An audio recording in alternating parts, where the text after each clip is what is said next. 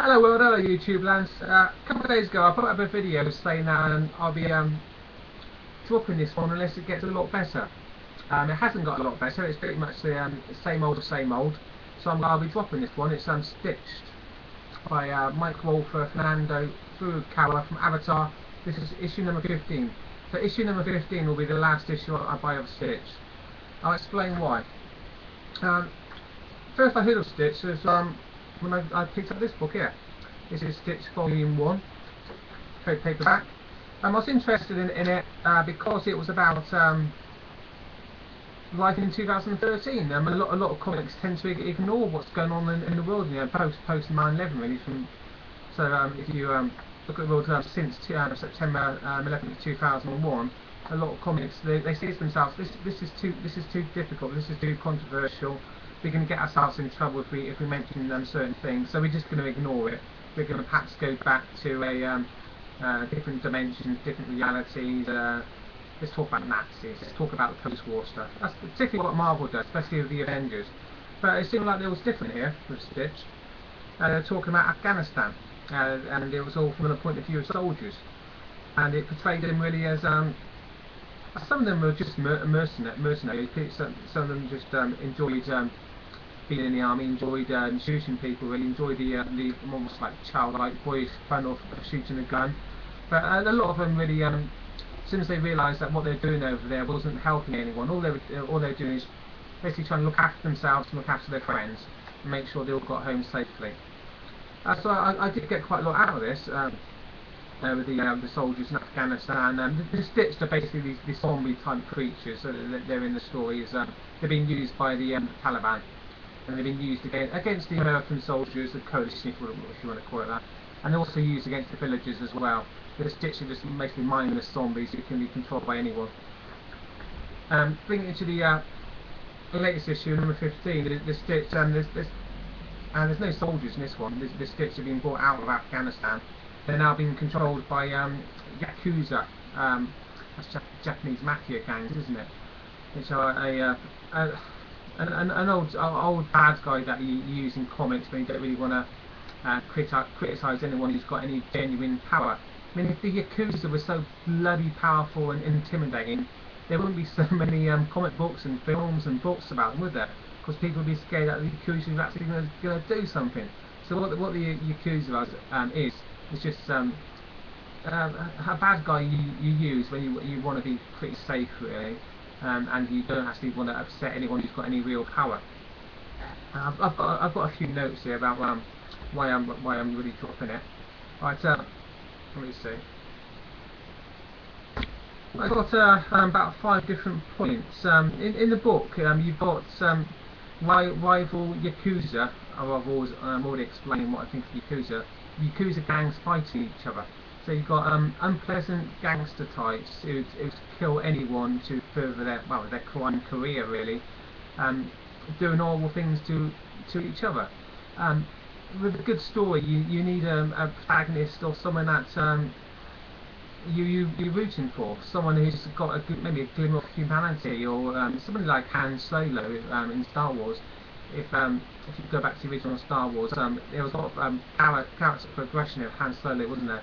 He started off as a selfish mercenary type, and then he saw that the Rebel Alliance were fighting against the evil Empire, and he turned to the good side, didn't he, really? And even Darth Vader as well, that was all about character progression, wasn't it? The beginning of the movie, he's intimidating black helmeted voiced bad guy.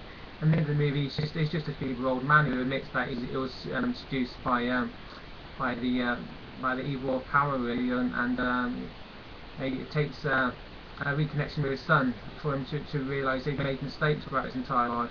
But in Stitch, you just got pretty horrible people fighting other pretty horrible people, and through the last 3 or 4 issues, I haven't seen any change in that. I've just seen horrible people remaining horrible people, some dying, some killing each other. Why would I be interested in that? That's not a good storytelling from Mr. Mike Wolfer. Let me see. The second point, it could be set at any time. The original was set in, like I said, in Afghanistan well, now really, the war's still going on, isn't it? It's still fighting the Taliban. But this comic with the bringing it out of Afghanistan into just a random stereotypical Chinatown type city, really, with the Yakuza. It could be set at any time. It could be set in 1982, 1992, 2002. So it's not really reflecting anything about what's going on in the world and now. So one of the original reasons for me checking out the comic is gone. It also celebrates ugliness as well. A lot of the artwork is body parts, his nakedness, his blood and his guts, and it's drawn in a crude, not particularly even artistic way. And the artist is Fernando Furukawa. I'm not a fan of his art. I don't like I said before, I don't like the way he almost celebrates ugliness. I don't like that. And yeah, the last point I'd like to make it says nothing about foreign wars. It says nothing about the huge profits that are there to be made by corporations and banks. It says nothing at all about government complicity in these activities. How a government would use the army to blow up a bridge, and the same people working in that government then will be chairmen on the boards of different corporations, will then build up a new bridge, and all that money then goes to the corporation. So there's a tie-in between the corporations and the government, so which is very interesting. I thought something like Stitch would go into that. It doesn't. It just leaves it alone. It just talks about something nice and safe and easy about the Yakuza. So it's not reflecting anything about the world as I see it, so as it actually is, really. I have opinions about politics. I have opinions about corporations and banks. Mike Wolfer? Mike Wolfer, I'm sure he's got lots of opinions as well, but you're not going to see him expressed in this. You're just going to see lots of ugly people using the Stitch to hurt lots of other ugly people. No character progression, no heroes, no good guys, no bad guys, no contemporary analysis of what's going on in popular culture. It's just become just another ugly comic. Yeah, I think that'll be the title of this review. Just another ugly comic. That's what Stitch is now. It's just another ugly comic. I'd give this one a 2 out of 10 because I'm not going to look at it again. It's one of those comics that I've looked at and thought, ugh. That hasn't made me feel particularly happy or joyful about humanity or life in general. I don't want to go into this one again. It's a bit of modern ugliness which I want to leave behind and really go into more positive areas of my life, really. So I would advise you to check out Stitch. It's an ugly comic, and there's no redeeming thing about it whatsoever. Unfortunately, it started off with such promise, but now it's just big pile of dog poo. Okay, see ya.